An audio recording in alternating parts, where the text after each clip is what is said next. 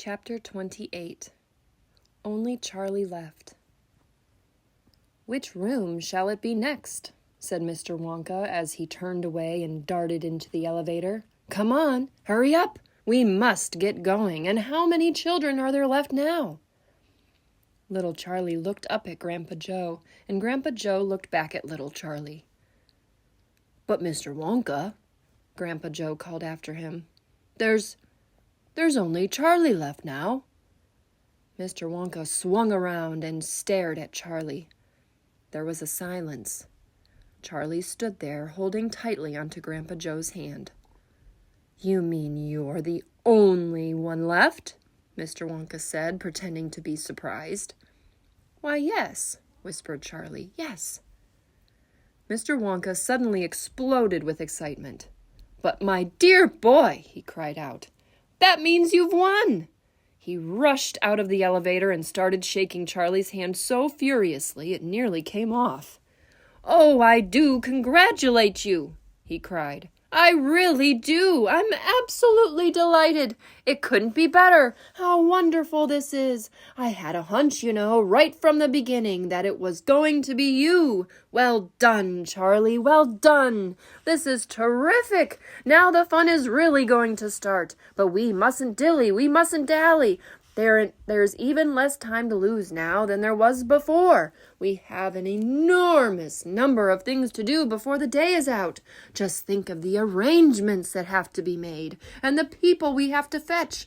But luckily for us, we have the great glass elevator to speed things up. Jump in, my dear Charlie, jump in. You too, Grandpa Joe, sir. No, after you. That's the way. Now then, this time I shall choose the button we are going to press."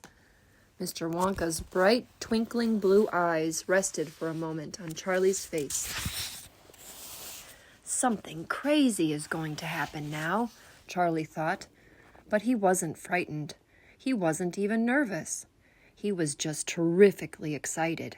And so was Grandpa Joe. The old man's face was shining with excitement as he watched every move that Mr. Wonka made. Mr. Wonka was reaching for a button high up on the glass ceiling of the elevator. Charlie and Grandpa Joe both craned their necks to read what it said on the little label beside the button. It said, "Up and Out." "Up and out," thought Charlie. "What sort of a room is that?" Mr. Wonka pressed the button. The glass doors closed. "Hold on!" cried Mr. Wonka. Then wham! The elevator shot straight up like a rocket. "Yippee!" shouted Grandpa Joe. Charlie was clinging to Grandpa Joe's legs, and Mr. Wonka was holding onto a strap from the ceiling. And up they went, up, straight up this time, with no twistings or turnings, and Charlie could hear the whistling of the air outside as the elevator went faster and faster. "Yippee!" shouted Grandpa Joe again. "Yippee! Here we go!" "Faster!" cried Mr. Wonka, banging the wall of the elevator with his hand. "Faster, faster! If we don't go any faster than this, we shall never get through." "Through what?" shouted Grandpa Joe. "What have we got to get through?" "Aha!" cried Mr. Wonka. "You wait and see. I've been longing to press this button for years, but I've never done it until now. I was tempted many times. Oh, yes, I was tempted. But I couldn't bear the thought of making a great big hole in the roof of the factory. Here we go, boys, up and out." "But you don't mean," shouted Grandpa Joe, "you don't really mean that this elevator—" "Oh, yes, I do," answered Mr. Wonka. "You wait and see, up and out." But, it's made of glass," shouted Grandpa Joe. "It'll break into a million pieces." "I suppose it might," said Mr. Wonka, cheerful as ever, "but it's pretty thick glass, all the same." The elevator rushed on, going up and up and up, faster and faster and faster. Then suddenly, crash! And the most tremendous noise of splintering wood and broken tiles came directly above their heads, and Grandpa Joe shouted, "Help! It's the end! We're done for!" And Mr. Wonka said, "No, we're not. We're through. We're out." Sure enough, the elevator had shot right up through the roof of the factory and was now rising into the sky like a rocket, and the sunshine was pouring in through the glass roof. In 5 seconds, they were 1,000 feet up in the sky. "The elevator's gone mad!" shouted Grandpa Joe. "Have no fear, my dear sir," said Mr. Wonka calmly, and he pressed another button. The elevator stopped. It stopped and hung in mid-air, hovering like a helicopter, hovering over the factory and over the very town itself, which lay spread out below like a picture postcard. Looking down through the glass floor on which he was standing, Charlie could see the small, faraway houses and the streets and the snow that lay thickly over everything. It was an eerie and frightening feeling to be standing on clear glass high up in the sky. It made you feel that you weren't standing on anything at all. "Are we all right?" cried Grandpa Joe. "How does this thing stay up?" "Candy power," said Mr. Wonka. 1,000,000 candy power. Oh, look!" he cried, pointing down. "There go the other children. They're returning home." Chapter 29. The Other Children Go Home. "We must go down and take a look at our little friends before we do anything else," said Mr. Wonka. He pressed a different button, and the elevator dropped lower, and soon it was hovering just above the entrance gates to the factory.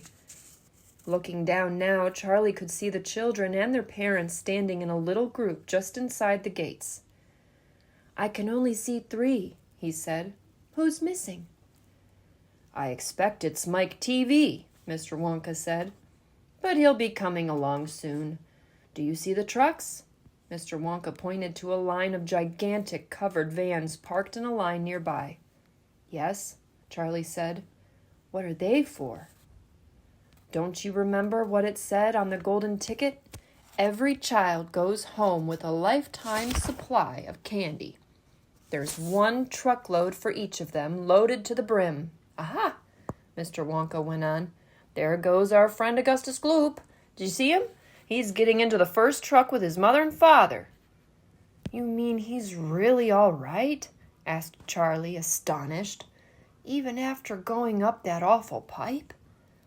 "He's very much all right," said Mr. Wonka. "He's changed," said Grandpa Joe, peering down through the glass wall of the elevator. "He used to be fat. Now he's thin as a straw."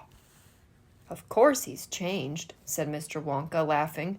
"He got squeezed in the pipe, don't you remember? And look, there goes Miss Violet Beauregard, the great gum chewer. It seems as though they managed to de-juice her after all. I'm so glad. And how healthy she looks. Much better than before." "But she's purple in the face," cried Grandpa Joe. "So she is," said Mr. Wonka. "Ah, well, there's nothing we can do about that." "Good gracious," cried Charlie. "Look at poor Veruca Salt and Mr. Salt and Mrs. Salt. They're simply covered with garbage." "And here comes Mike TV," said Grandpa Joe. "Good heavens! What have they done to him? He's about 10 feet tall and thin as a wire." "They've overstretched him on the gum-stretching machine," said Mr. Wonka. "How very careless." "But how dreadful for him!" cried Charlie.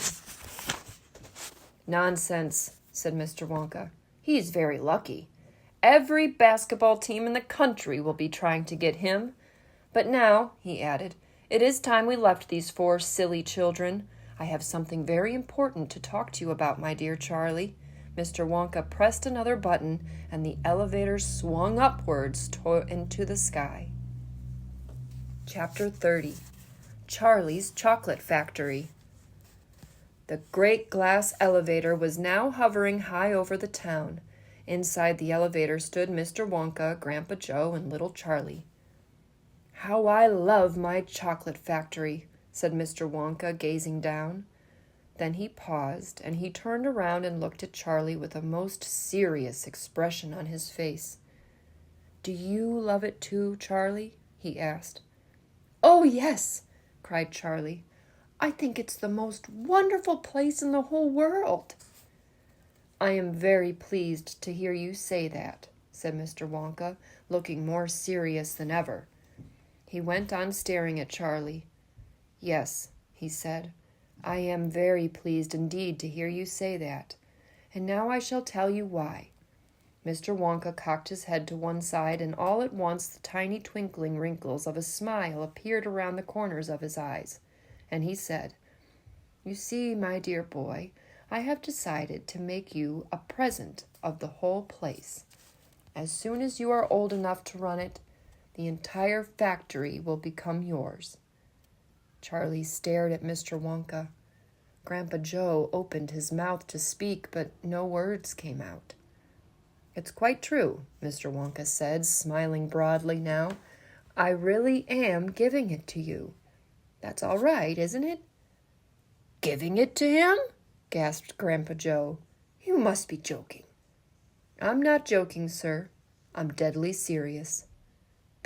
But why should you want to give your factory to little Charlie? Listen, Mr. Wonka said. I'm an old man. I'm much older than you think. I can't go on forever. I've got no children of my own, no family at all. So who is going to run the factory when I get too old to do it myself? Someone's got to keep it going, if only for the sake of the Oompa Loompas. Mind you, there are thousands of clever men who would give anything for the chance to come in and take over from me, but I don't want that sort of person. I don't want a grown-up person at all. A grown-up won't listen to me. He won't learn.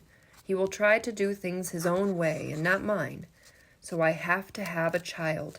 I want a good, sensible, loving child, one to whom I can tell all my most precious candy-making secrets, while I'm still alive.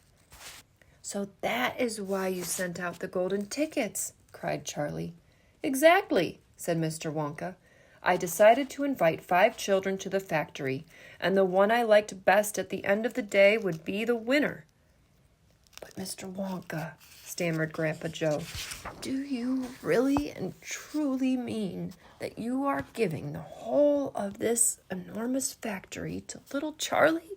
After all, there's no time for arguments, cried Mr. Wonka. We must go at once and fetch the rest of the family, Charlie's father and his mother and anyone else that's around. They can all live in the factory from now on. They can all help to run it until Charlie is old enough to do it by himself. Where do you live, Charlie? Charlie peered down through the glass elevator at the snow-covered houses that lay below. It's over there, he said, pointing. It's that little cottage right on the edge of the town, the tiny little one. I see it, cried Mr. Wonka, and he pressed some more buttons and the elevator shot down toward Charlie's house.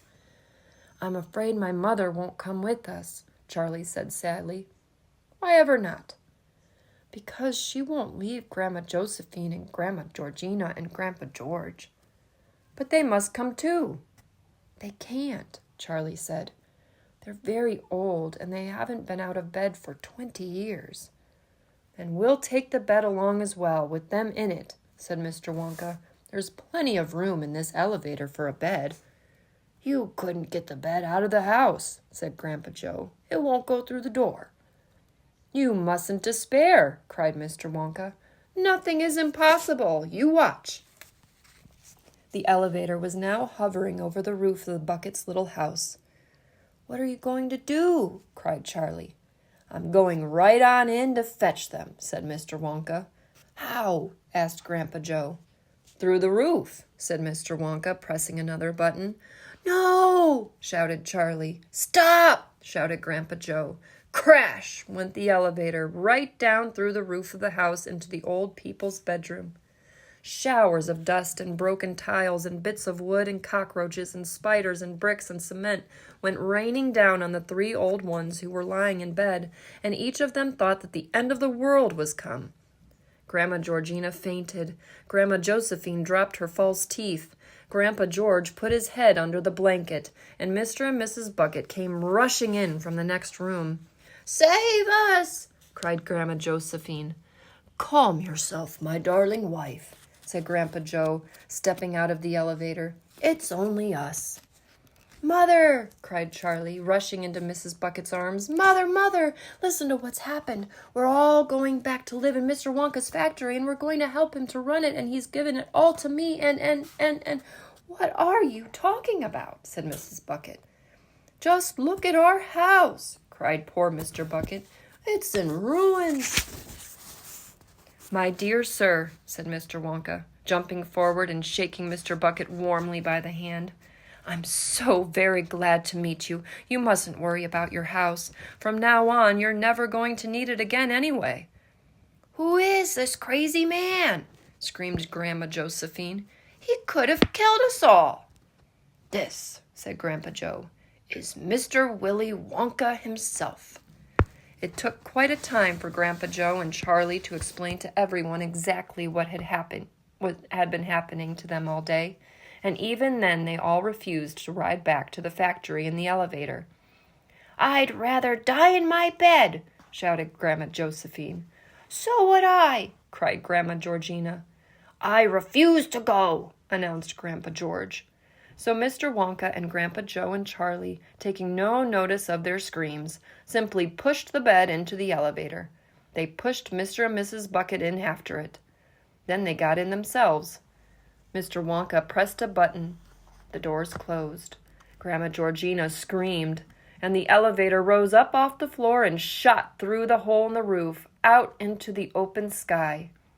Charlie climbed onto the bed and tried to calm the three old people, who were still petrified with fear. "Please don't be frightened," he said. "It's quite safe, and we're going to the most wonderful place in the whole world." "Charlie's right," said Grandpa Joe. "Will there be anything to eat when we get there?" asked Grandma Josephine. "I'm starving. The whole family is starving." "Anything to eat?" cried Charlie, laughing. "Oh, you just wait and see."